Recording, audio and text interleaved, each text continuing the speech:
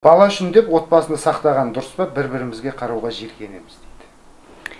Сол бала үшін деп айтпастын едім.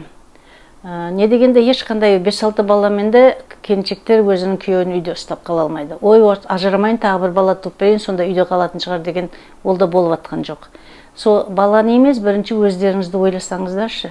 Не дегенде сіздер де адамсыздар, сіздер де жеке тұлға, әйелдің де еркектің де өзінің қызығушылықтары бар. Сол қай жерде аппетит бұзылып қалды, қай жерде өзінің дәмі, тұзы бітіп қалды. Соны іздесеңіздер, мүмкін қайтадан сол 3-4 баланы мына дүниеге әкелем дегенше бірге жүрдіңіздер ғой, құшақтастыңыздар, жақсы сөз айттыңыздар бір-біріңізге.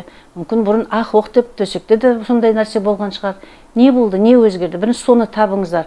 Ал енді мүлдем болмайды екен, махаббатсыз қосылдық, махаббатсыз 5 баланы дүниеге әкелдік десеңіздер, онда шынымен де сол бейбақ болып жүргенше ажыраған дұрыс шығар. Одан кейін екеуіңіз екі жақта бақытты болсаңыз, араңыздағы 5 бала да бақытты болатын шығар. Ол бүгін бейбақ анасын көрген, бүгін бейбақ әкесін көрген 5 бала ол бақытты болады деп айту қиын.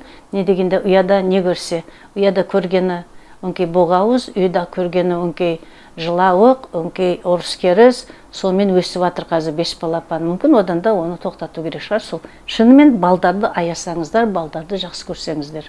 Құрметтім, егер де сен де осындай сұрақтар жаныңды жегідей жеп мазалап жүрген болса, 30 жылдық тәжірибесі бар, дипломы бар психолог маман Анна ханымның Ыстықкөлде өткелі жатқан тренингіне қатысуға шақырамыз.